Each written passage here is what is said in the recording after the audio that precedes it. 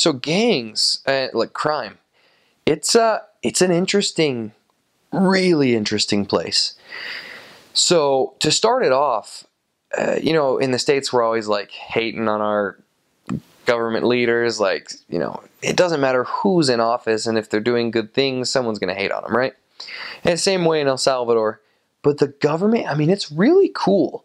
Because in our mission binders that they gave us, at the very, very beginning of the mission, they gave us the dedication of the holy of the land for the preaching of the gospel. And it was the second dedication because in El Salvador's history, there was a pretty intense civil war that happened that kind of destroyed the country. And it's like, it's left a really big mark on people. Like, you know, people talk about it all the time. So it's a really big part of their like heritage and their history.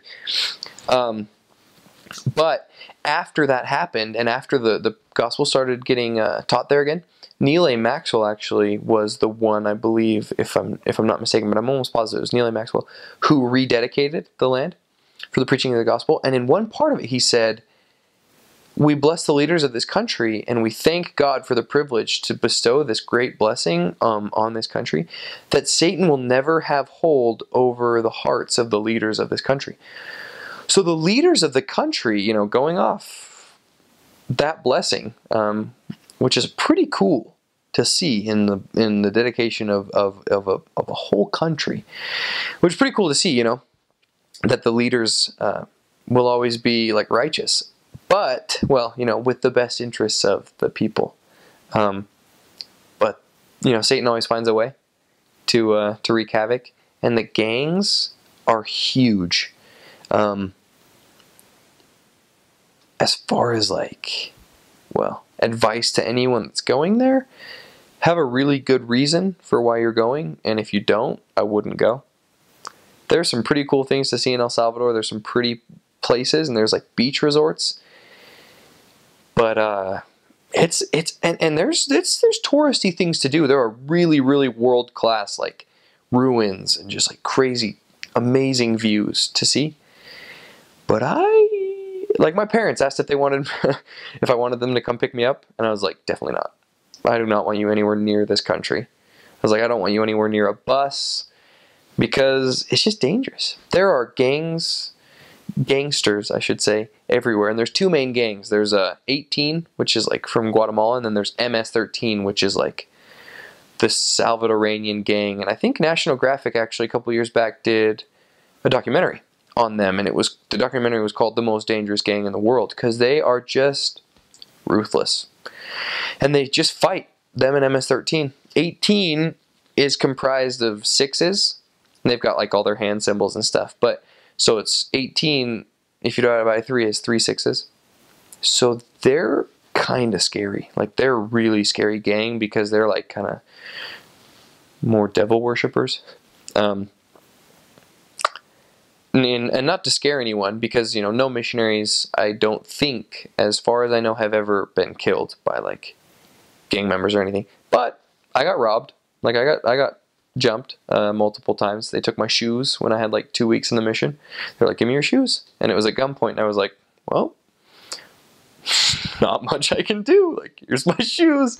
I didn't really understand what he was saying because he said zapatos, and that was like the only word I could understand. I was like, "What? Shoes?" My companion was like, "Yeah, he wants your shoes." And they weren't nice shoes either. I was like, "Wow, these are like not the nicest shoes, but here you go. Like, here's my shoes."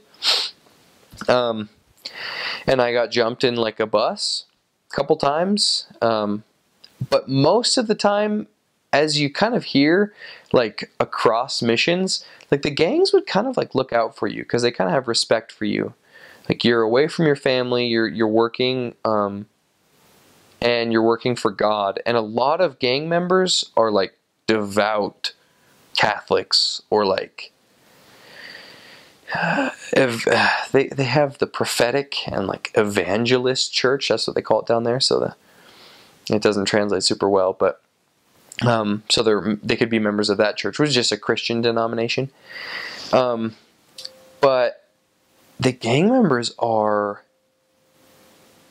they're interesting because they believe in God, a lot of them, but they are not really keeping a lot of His commandments, because it's pretty brutal There are a lot of killings and murders that go down there.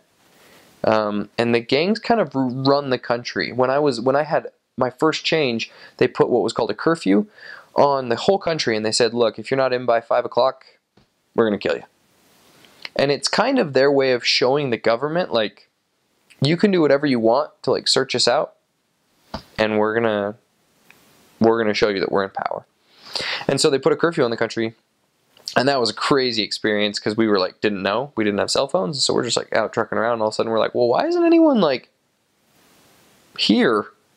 And we're sitting at the bus stop, and we're just like waiting, and all of a sudden, like, buses, we're trying to flag them down, and buses are just like flying by, just at Mach 9, and no one's in them. And so you sit on the side of a road in El Salvador, and to like flag a bus down, you like hold out your hand, and you just like point your finger down. It's like really funny. So you're just like do this all the time.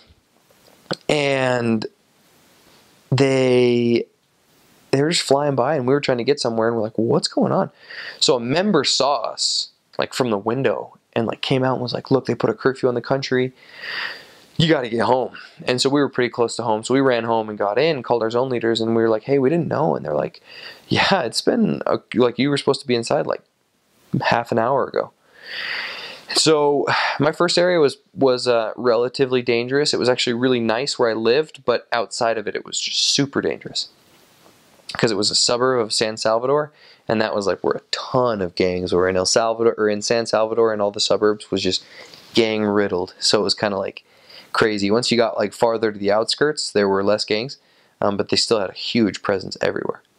But yeah, there were lots of gang members, lots of members of the church are gang members, especially youth.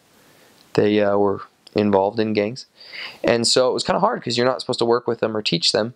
So you'd go and you'd do like divisions, and you'd have like a kid who's 18 and a kid who's getting ready to go on a mission, and you'd like go and do divisions with them with your companion, just to like, introduce them to the mission, and if you had like too many appointments to cover.